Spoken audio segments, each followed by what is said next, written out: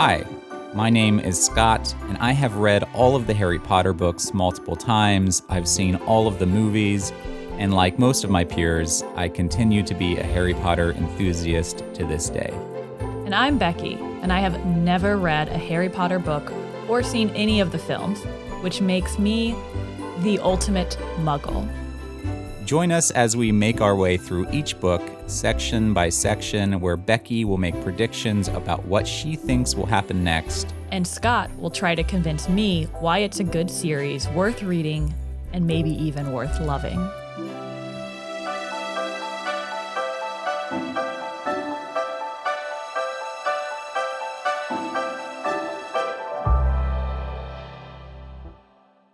Hi everyone, welcome to A Muggle's Guide to Hogwarts, where we're examining the Harry Potter series with the ultimate Muggle, someone who has never read the books, never seen the movies, and never intended to do so until now.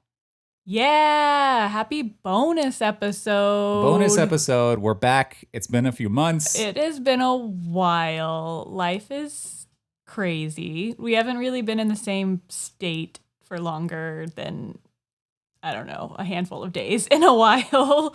So sorry about that, but thanks for sticking with us. Yeah, we've had a lot of real life stuff going on, but we're back and we're here for the season 2 bonus episode. Bonus. Where we're going to talk about Harry Potter and the Chamber of Secrets, the movie. Yes. Because we watched the movie. We watched the movie like 2 months ago, almost. We watched the movie. We've been trying to fit this in. We watched the movie a while ago. Maybe like 6 weeks. It was in August, but yeah. We watched it a while ago.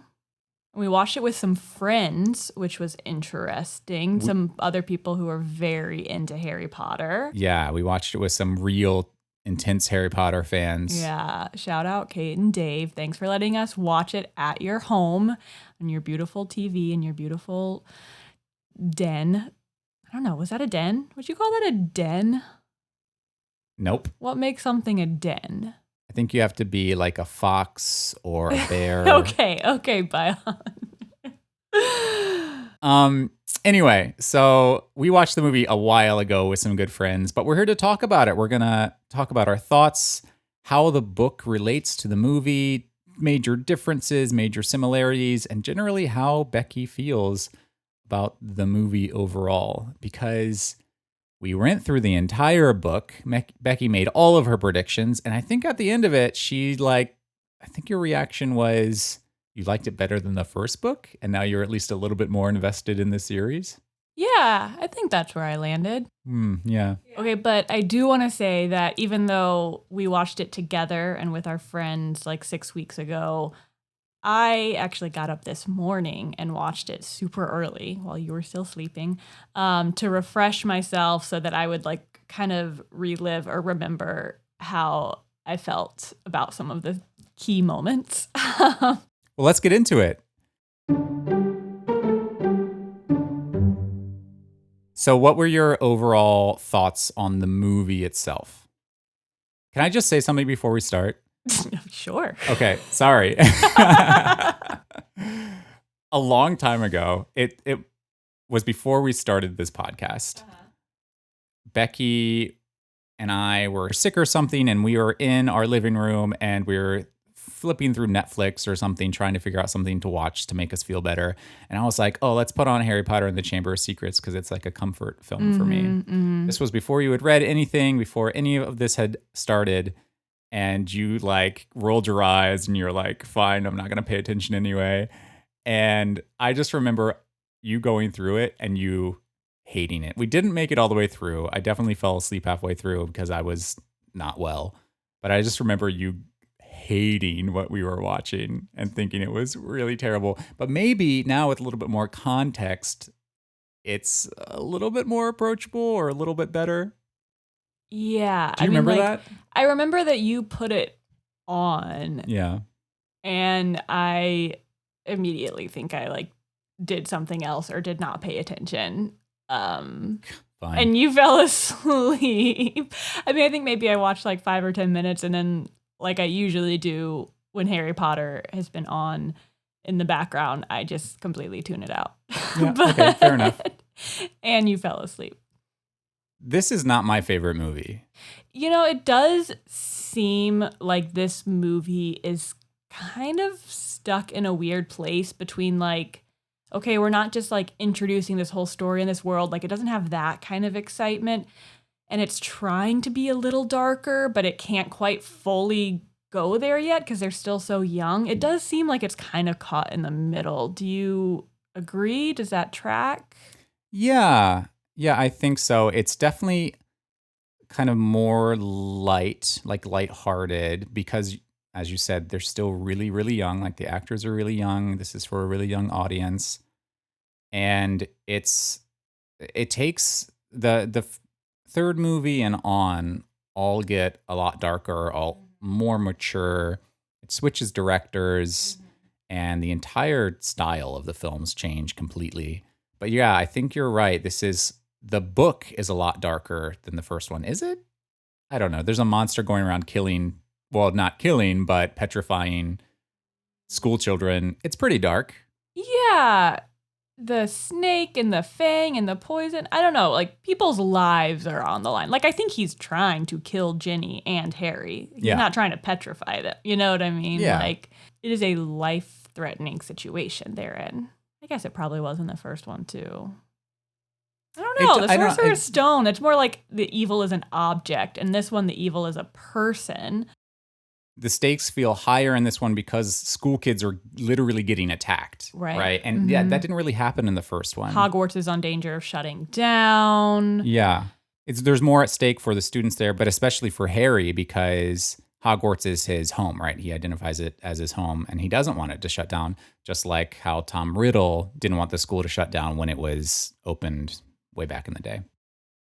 On top of all that, this is not my favorite movie because not only is the story, I think, in a weird place and it may be hard to translate to film because of what you were saying, but also the kids are slightly older, but they're like the actual actors are slightly older, but they're not any better at acting. So it's just like, it's not fantastic. Yeah. And it's just kind of a rough watch, especially now watching it back. Maybe as a kid, it didn't really matter and I was in love with it. A little bit rough watching it back. Who do you think is the best actor? The best child actor? Yeah. Oh, man. And it's really hard. I'm just now thinking of this. It's really hard that they're pairing them against some of the best adult actors of all time. Yeah. Like Alan Rickman, Maggie Smith. Yeah. So it's even more noticeable than if everyone was bad and it was just campy. But who's your favorite child actor and who's your favorite adult actor? Oh man, in this movie in particular? Yeah, I guess at this time, like not beyond this movie, like at this time. They're all not great. All the child actors are really not good. And you know, of course not. This is like their second film they've ever been in. They're literally 12 years old. It's like, okay, I'm not blaming anyone. I think maybe Emma Watson is my favorite at this point. Okay. But I'm not really sure. It's a really hard one to call. I heard a complaint about her recently, just this week, actually. Someone was saying on a different podcast that she's just too cute. Like they try to kind of like that the casting is off, that Hermione isn't supposed to be like attractive. And I know we're talking about kids now, so this is weird, but like even as a kid, she was so cute. And then later when she grows up, she's like really a really beautiful woman. So it's like kind of doesn't fit the character. How do you feel about that? That's been something that's been around for a long time. Yeah. Like ever since the movies came out, people have been complaining about that. Yeah. And it's funny that you're just like, you're seeing all these things. Yeah. I don't really care. Okay. I mean, Is she what you pictured? Because you read at least the first book before you saw a movie. Yeah, right? yeah. I think she's along the lines of who I pictured. Yeah. People, in the book, she's described as someone with really like untamable bushy hair, but I feel like there was a thing about people wanting Hermione to be black. Oh. Because in the books, it's not very clear. Hmm. And I don't know. I feel like There's there's pictures a of camp them of on the people, I feel covers. like, who are on board with Hermione being a black character in the book. I mean, that sounds great. I love that. But aren't there like pictures and stuff of them on the cover? There's never a picture of Hermione on the cover, I don't think. There was one on this book. I don't think so. Go get it. Where I'm is gonna it? go get it. Okay, I got it. I thought it was her on the back, but it's actually, I think, Ginny Weasley. Yeah, It's a redheaded girl It's Ron holding hands. Ginny. Yeah. Redheaded Wait, boy's hands. open the But I cover. think that's supposed to be Hermione. No, she's a cat. Remember? Yeah, maybe. She's a Hermione. I think that's probably supposed to be Mrs. Norris. No, that doesn't look anything Is she like Mrs. on the Norris. Is she on the inside No. flap? No. What? Yeah, it's because she didn't go into the chamber. Right. She wouldn't be down there. She was a cat. I don't think Hermione is on any of the cover art Okay. anywhere. So I think there's like, She's a black cat. yeah.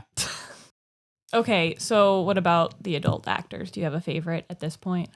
I mean, Alan Rickman's just incredible. Can't beat him.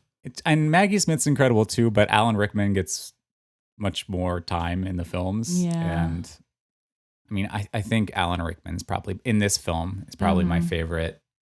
But all the kid Yeah, I'm actors trying are to not figure great. out if there's like a character who's really good, like who's just like a little more obscure, like maybe not one of the main like ones. like a Neville or something. A Neville or a Oliver Wood. He has like that Irish accent. He's a little bit older He's too. a little bit older.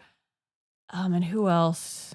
Oh, you know who's acting I didn't like in this movie? Who? Moaning Myrtle. Not so much her acting as like her.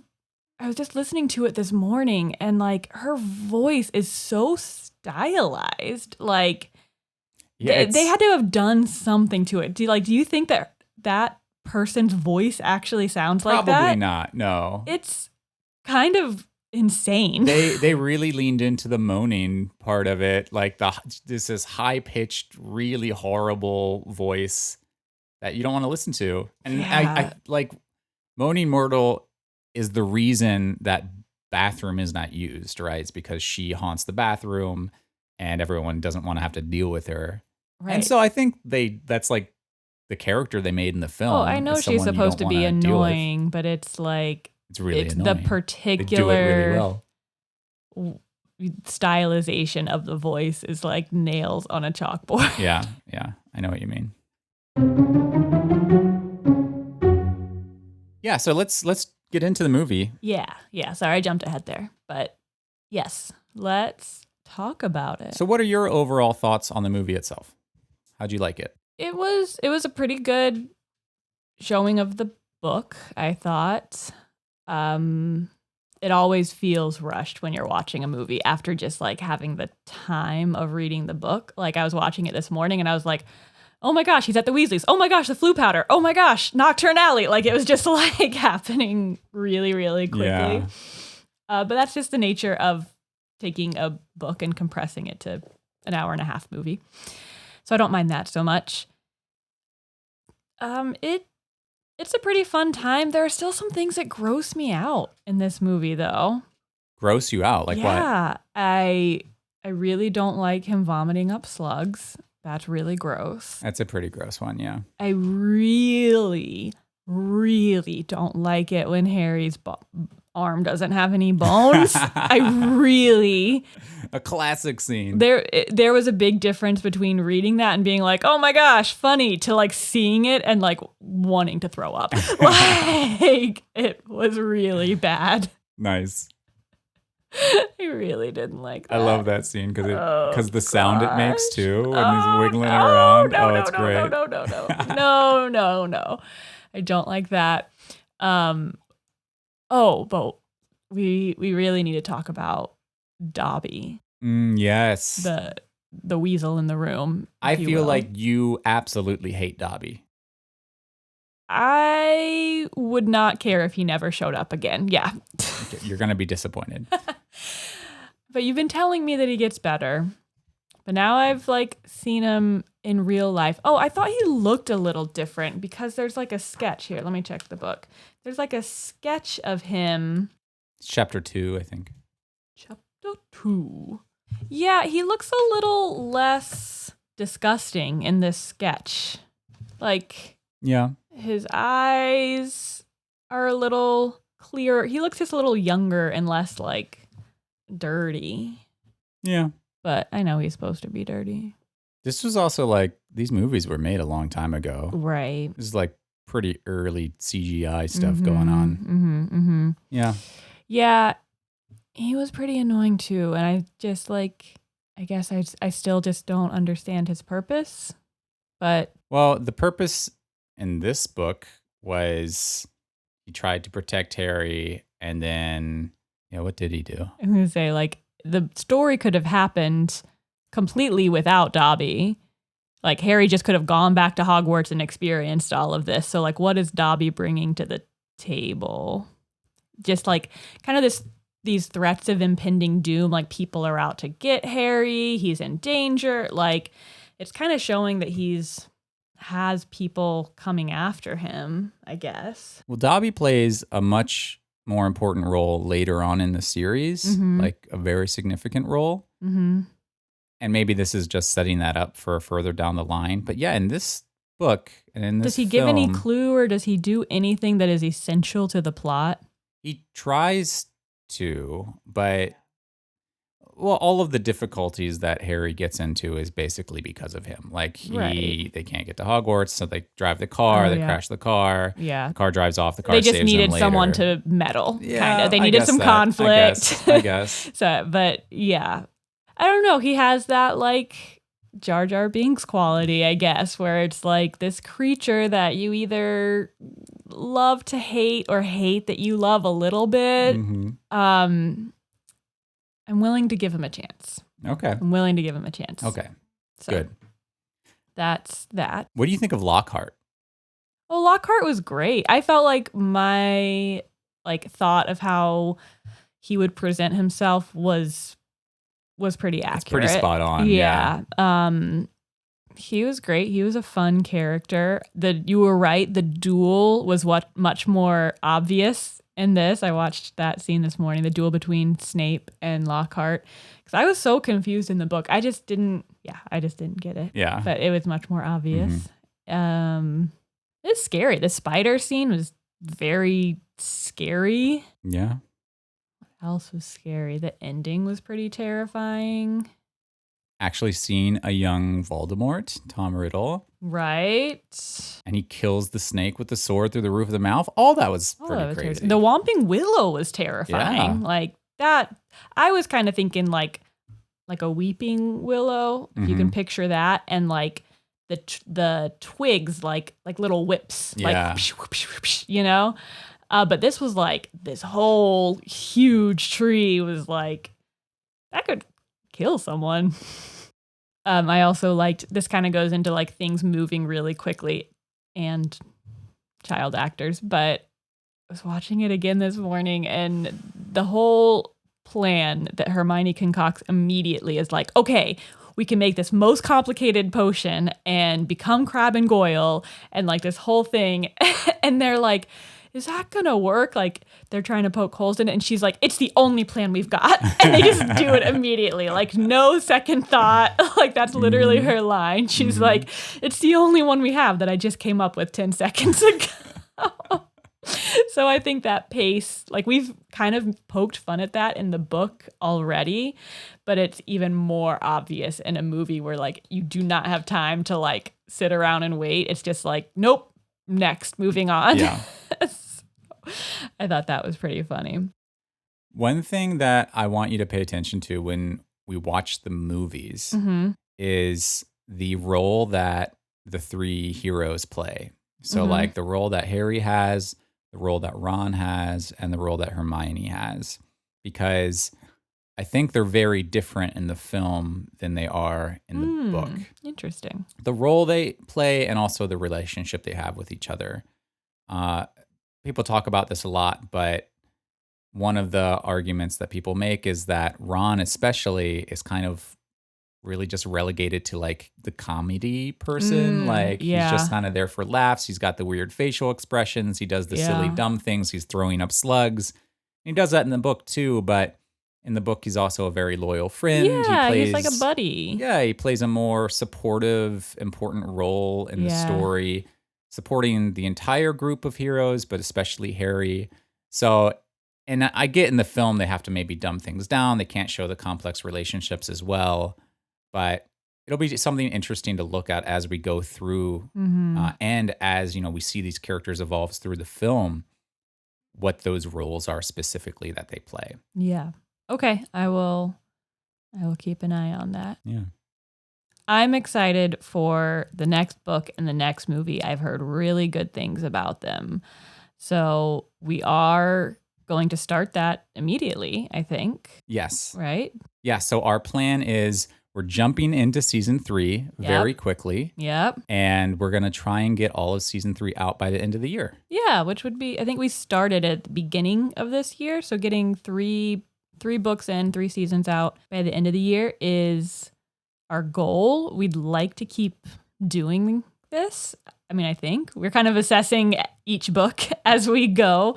But we would also really love for our listeners, if you guys can like tell a few people, or, anytime Harry Potter comes up, if you just want to spread the word a little bit that we're doing this. I know, Harry Potter is not news, but it might be a fun thing for people to revisit that haven't read the books in a while or haven't really thought about it as an adult. So recommend it if you can, like it, subscribe, leave a review. That would be amazing. There are a lot of Harry Potter podcasts out there. We're doing something a little bit different. And we would just love some support from you guys. Yeah, absolutely. I think Harry Potter is like always relevant in some way. It's always in the news in some form or another. You can always find people talking about it. And especially they're making a new TV series. Are they? Yeah. Oh. They announced a little while ago they're creating a whole TV series based off the books, and they're going to try and be more true to the source material than the films.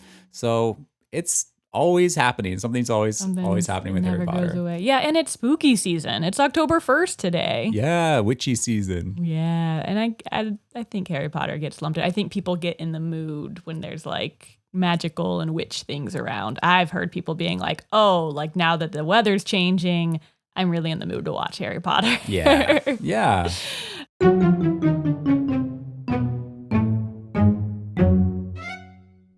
Do we have a couple of listener stories?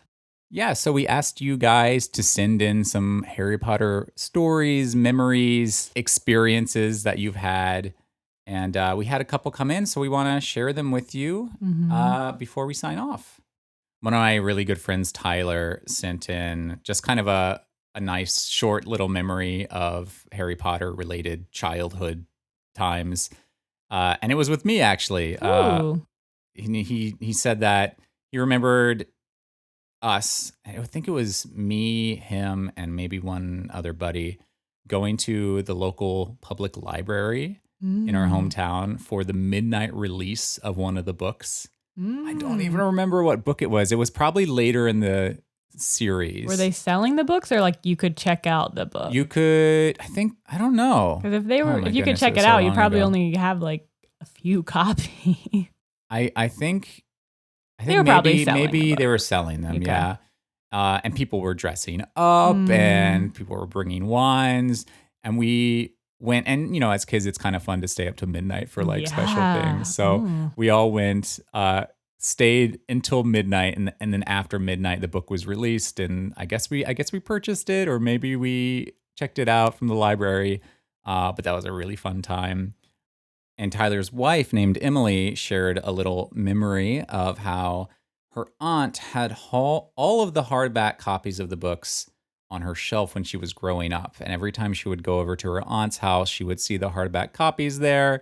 And then eventually when Emily got old enough, her aunt gifted her all of the books when she was old enough to actually, I guess, read and appreciate the books, which is a really nice memory. That's really sweet. That's what a lovely. nice gift, especially after like seeing them on the shelf and probably thinking they were like grown-up books, and they were probably nice, good condition hardback books, and then getting them gifted to you. That's really sweet. I like that. That is really sweet. Thank you, Tyler and Emily, for sharing those awesome memories. Yeah. Okay. I have one from our friend Hallie. Hi, Hallie. I'm going to read it now. And it has a title. It's called The Classic Younger Sibling Dilemma. Very cute. All right. Here we go. For anyone who has a sibling, they will understand. Parents never want to buy two of something when they can buy one and make you share. Both my older sister and I were avid Harry Potter fans, reading each book as it came out from the third book onwards. Naturally, this meant one book was purchased for us to share. Because she was older, my sister always got to read the book first, and then it would be my turn. This worked for the first few releases because I was young, naive, and had yet to recognize the injustice of this policy. She has injustice in quotes, just so you know. It all came to a head when The Half-Blood Prince was published. I was 13, my sister was 17. In preparation for the release, I decided to reread Order of the Phoenix while I waited for her to read the new book. And waited and waited. It took her 3.5 weeks to finish the book, 607 pages. In that same time frame, I was able to reread the fifth book 3 times through, 766 pages, tripled to 2,298 pages. Damn.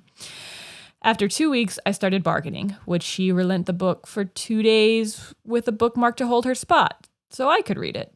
The answer was always no. No matter the logic, I cannot tell you how much time I spent lamenting to anyone who would listen, and those who didn't want to, that the faster reader should get the book first. So the second person doesn't have to wait as long. It just makes sense. Apparently, I kicked up enough fuss over the next 2 years that when the final book was released for the first and only time, my parents bought us each our own book to shut me up. Really channeled my inner Hermione. I share this because even at 31 years old, I'm still mad about it. I imagine there are other younger siblings out there who will relate and feel my pain. P.S. I have since purchased the other 6 books for myself as an adult because apparently the other books are my sister's somehow. The injustice continues, but I persevere.